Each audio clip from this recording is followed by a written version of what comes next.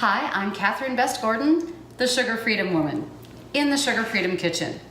Today I am going to show you an easy ketogenic steak recipe, specifically ribeye, the king of cuts, or the queen of cuts. And as you can see, it's a beef day because I've got the cow apron on. I have this thawed because I bought it on sale. I got my ribeye, this ribeye, for $6.99 a pound. So I bought quite a bit. This was in the freezer, took it out, thawed it in the refrigerator overnight, and I have had it out so it can return to room temperature. So it was thawed, returning to room temperature. So what have I got? I have my tools. I have my cast iron skillet already on the stove, and I'm gonna go ahead and start preheating that skillet.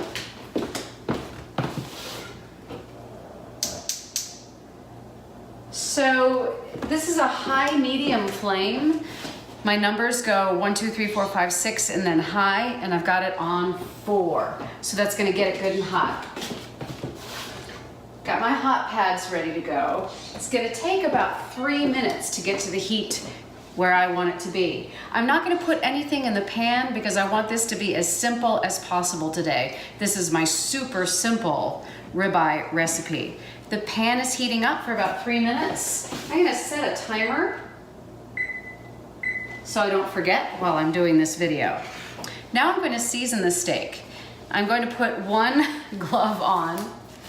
So I'm going to keep one hand clean for seasoning and then the other gloved hand for turning it over. Salt, well salted.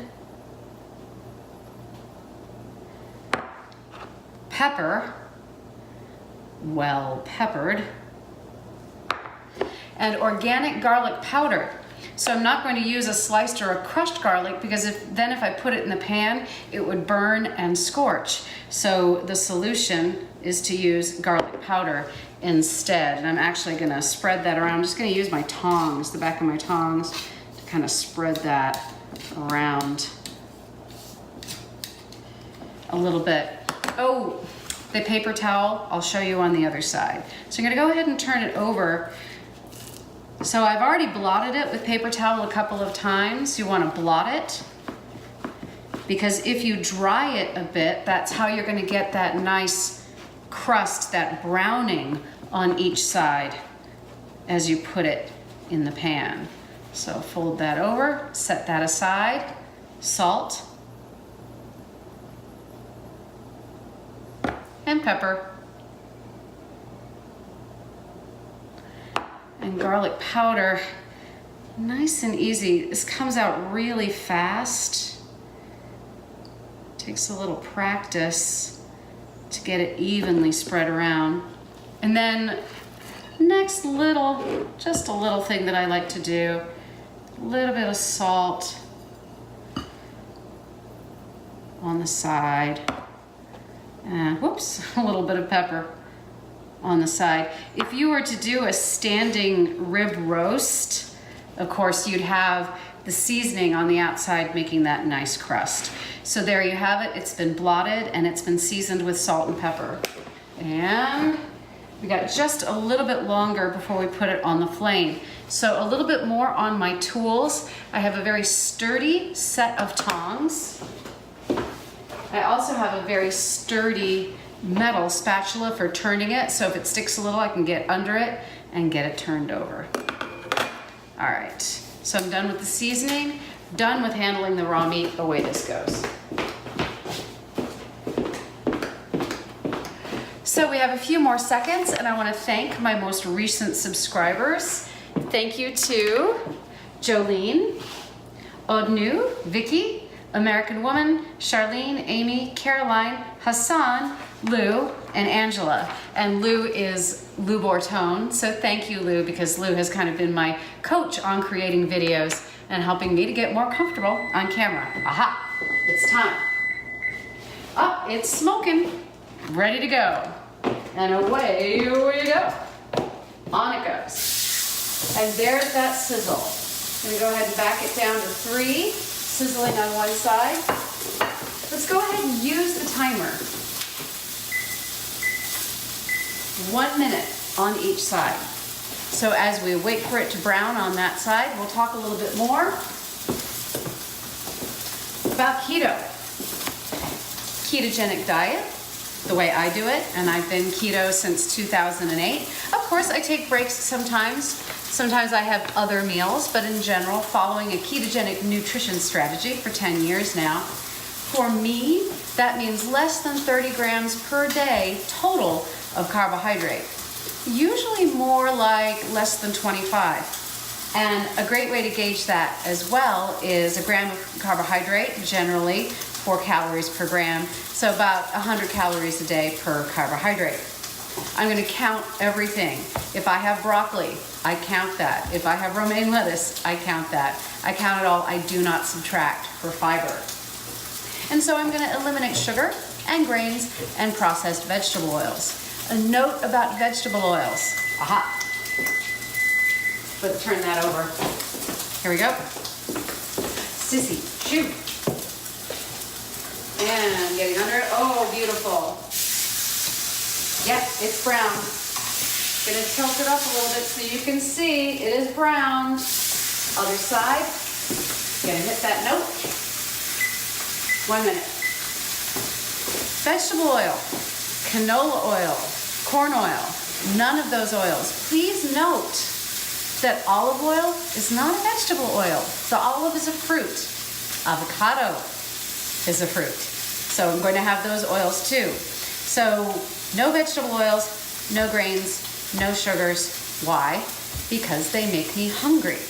The sugar freedom philosophy is eliminate foods that don't satisfy your appetite, which naturally reduces appetite, allows you to eat less, be satisfied, and get on with your life, like cooking. So I really like these strong, sturdy tongs. Nice, strong spatula if you're going to turn it with a spatula. I have other tongs, as you can see, that are for my other pans. I have an organic pan, I have the copper pans, but these are cast iron, so I can use the sturdy stuff. Woohoo! So now, let's go ahead and see how that turned out. Got my hot pad. All right, lifting it up. Aha! Browned on both sides. So I'm gonna go ahead and turn that over, and I'm gonna reduce it to just a little bit above low. So between low and 2, I guess that's a 1. And I'm going to cook that for 5 minutes. So I am not cooking to a bloody rare. I'm cooking to a medium rare, pink in the middle. I have my thermometer. Now I've done these ribeyes so many times. I know how I like it. If it's got a bone in it, a certain thickness, I know how long to cook it. However, if you are new to this, you are going to be wanting to use a meat thermometer. So you see, I simply open up the probe, turn it on, and it's set to Fahrenheit. And what you're going to do with a single steak is you're simply going to slide it in the side of the steak. Normally, we're used to using meat thermometers for like turkeys and chickens, where you put it into the thickest part of the thigh, or a roast when you're putting it into the center of a roast. With this, you're going to put it into the side. Now this will tell you that you want 165 degrees in beef for fully done. I'm going to put in the probe to make sure it's not overcooked for me. I'm going to want it more at 145, 150. If you have someone in your family who likes it rare, they're probably going to want it closer to 145.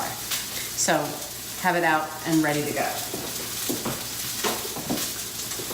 So let's go over the steps while we wait for the steak to cook. So the steps were: have it thawed, get it out, allow it to return to room temperature, blot it with a paper towel because a dry steak is going to get that nice browning.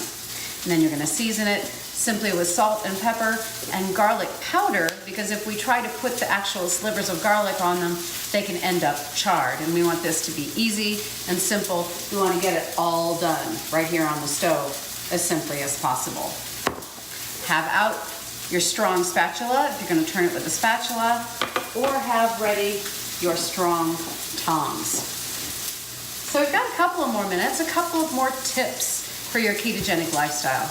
You're going to want to drink plenty of water, and you're going to want,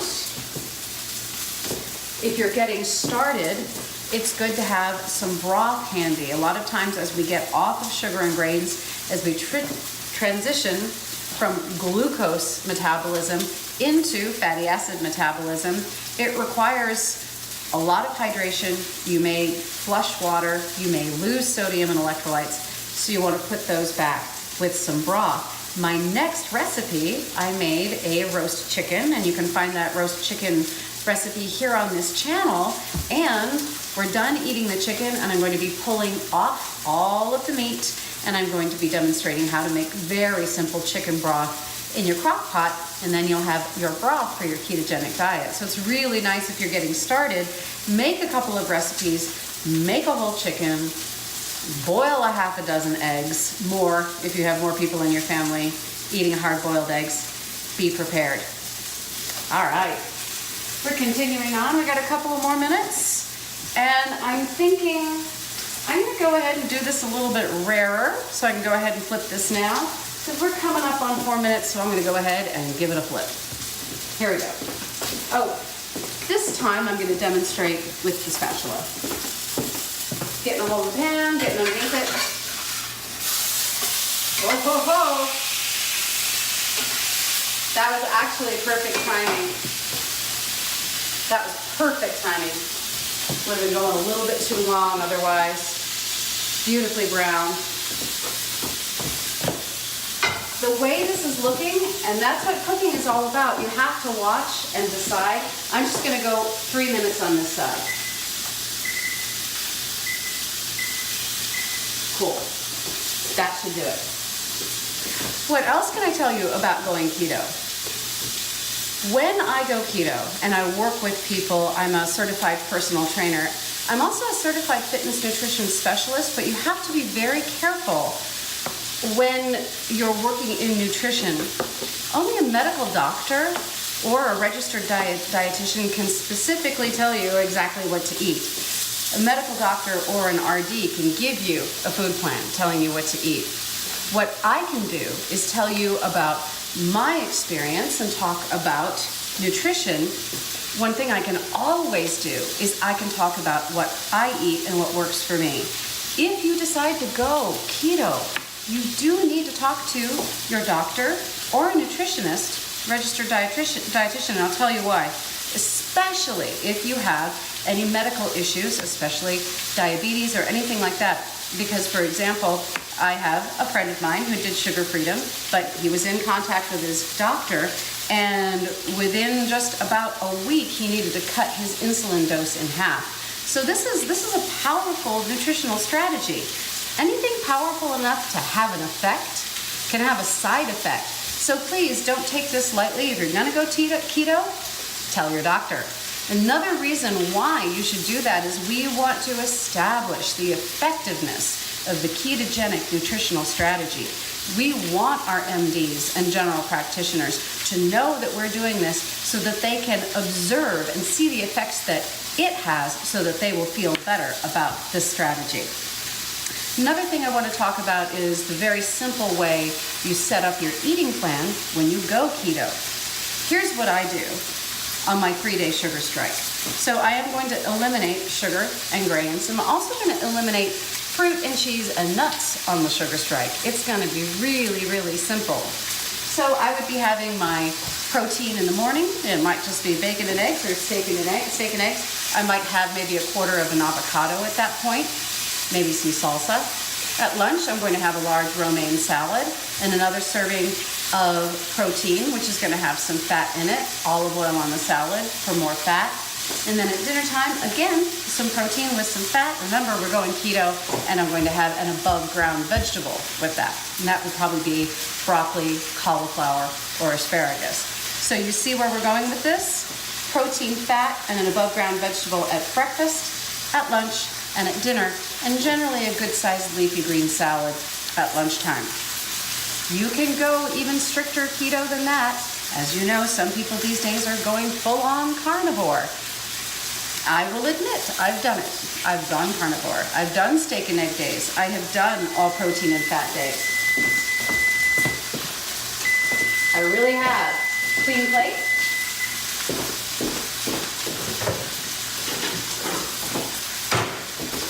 And I'm not saying I'm recommending it to anyone, but the reality is,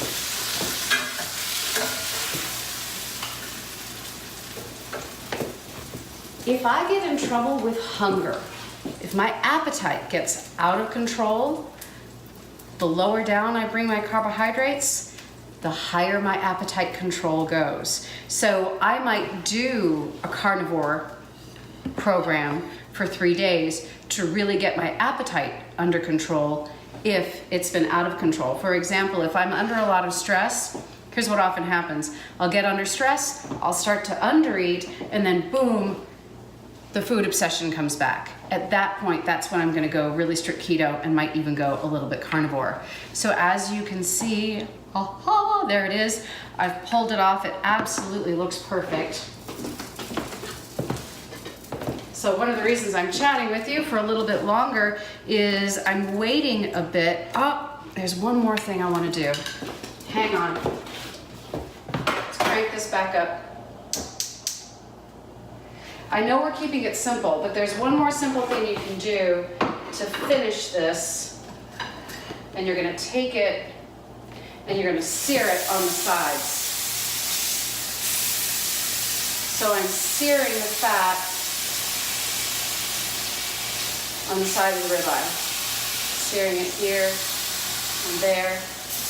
Oh yeah. Finishing touch.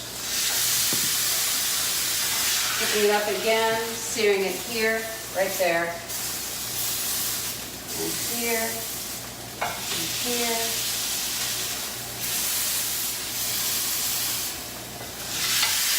And then finally, on this side, it arches so you can't really get it all. Oh, there we go. And the flame is off. Good heavens, beautifully browned, beautiful color. As you can see, some of the juices are flowing off. You can just simply pour them back on top when you serve them. All right, let me, nice and easy, I am going to demonstrate how you use the meat thermometer. Let me just make sure, just that little so you can see it. All right, so holding on with this side, well, I can just hold on to the plate, balancing this with my thumb. So this is gonna be the thickest part, and I am left-handed. It's a little easier on you if you're right-handed, because then you can read it right side up instead of upside down. All right, gonna have to use my finger there. Ooh, it's hot. All right, hang on. There. Use the right tool. So I'm gonna push it with this and I'm gonna insert that in. All right, so we got 143 right there. Going to adjust. Well now, so it is challenging reading 130. Gonna come in one more time. There. 145, 147, perfect. So that is exactly where I want it. So let's see what the doneness is. Here you are with me. Grab a knife and a fork. Just gonna sharpen this up.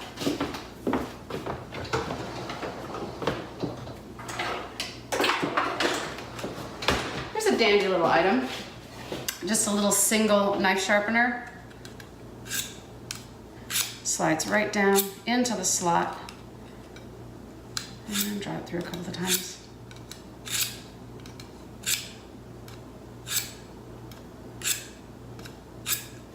So it goes right down into there.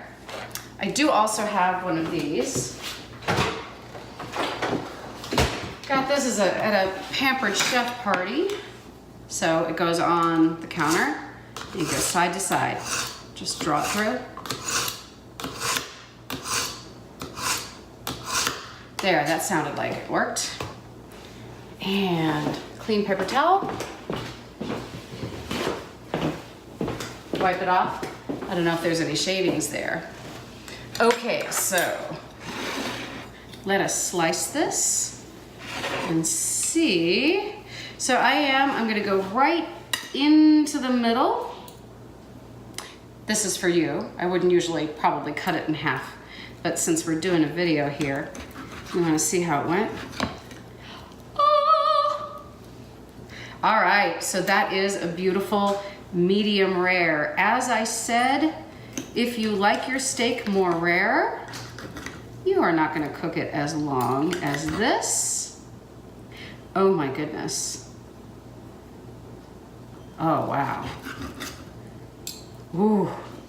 So there it is. As you can see, it's a little bit pink on the inside.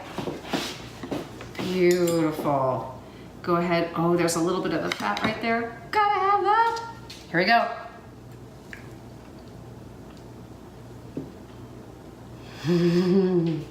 So simple, so delicious.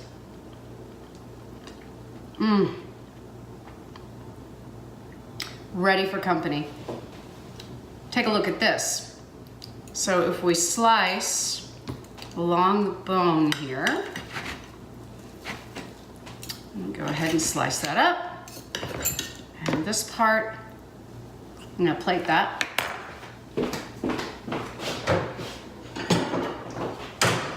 And I'm going to weigh it for you.